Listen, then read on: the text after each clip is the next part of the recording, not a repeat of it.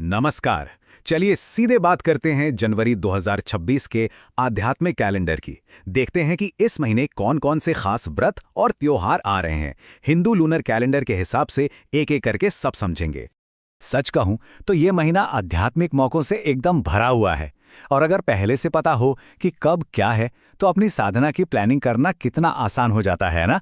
तो चलिए फटाफट एक नज़र डालते हैं इस महीने की ज़रूरी तारीखों पर। देखिए, जनवरी का महीना ना एक बहुत ही खास आध्यात्मिक बदलाव का टाइम है। हम पौष मास को पूरा करके माघ मास में कदम रखेंगे।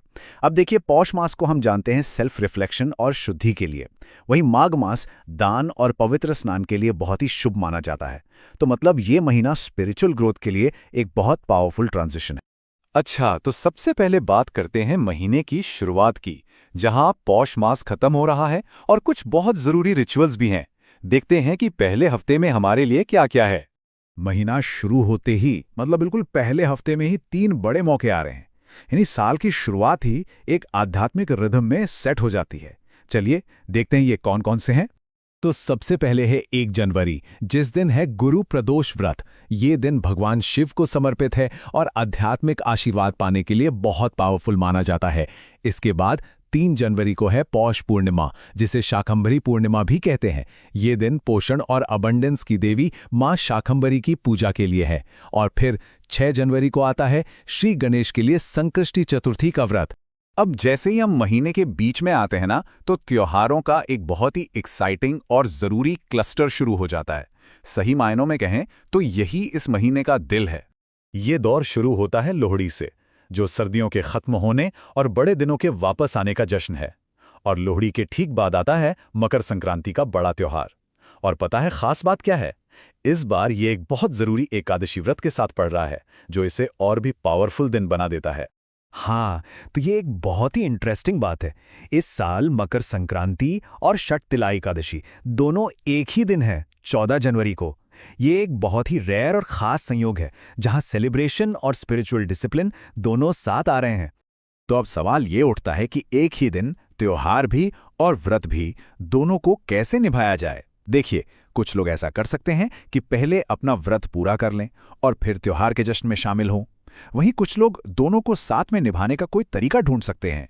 ये असल में हर किसी के अपने विश्वास और परंपरा पर डिपेंड करता है। महीने के बीच के त्योहारों के बाद एक नया फेज शुरू होता है। एक बहुत ही जरूरी अमावस्या आती है, जो हमें पवित्र माघ महीने में ले जाती है। और ये महीना स्पिरिचुअल प्रैक्टिसेस के लिए साल के सबसे शुभ समय में से एक माना जाता है। इसका नाम है मौनी अमावस्या। जैसा कि नाम से ही पता चल रहा है, मौन की अमावस्या। ये दिन अंदर की शांति, मेडिटेशन और सेल्फ रिफ्लेक्शन के लिए बहुत पावरफुल टाइम है। बहुत से लोग इस दिन मौन व्रत भी रखते हैं, ताकि अपनी स्पिरिचुअल एनर्जी को कंजर्व कर सकें। और अमावस्या के ठीक अगले दिन से शुरू होती है माघ नवरात्र, जिसे गुप्त नवरात्र भी कहते हैं। गुप्त का मतलब होता है हिडन या सीक्रेट।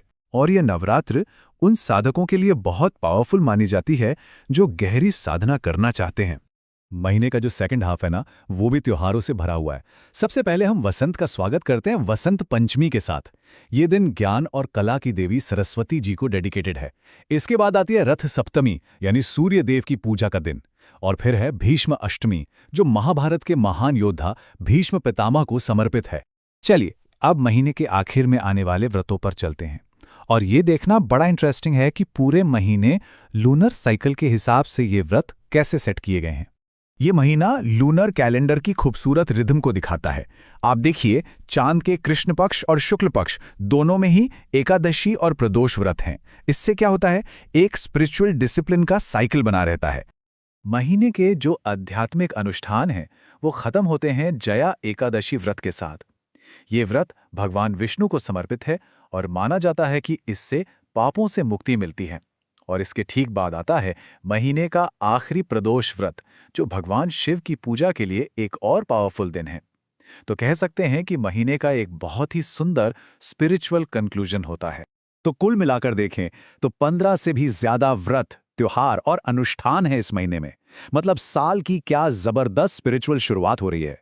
ये सच में साधना और उत्सव का एक शानदार मेल है। तो ये है जनवरी 2026 का पूरा आध्यात्मिक कैलेंडर। इस जानकारी के साथ आने वाले महीने की आध्यात्मिक यात्रा की तैयारी बेहतर तरीके से हो सकती है। अब ये सोचने वाली बात है कि पर्सनल स्पिरिचुअल प्रैक्टिस के लिए कौन सा त्योहार सबसे ज्यादा मायने रखता है। किस त्योहार या व्रत पर अपना ध्यान लगाना चाहेंगे?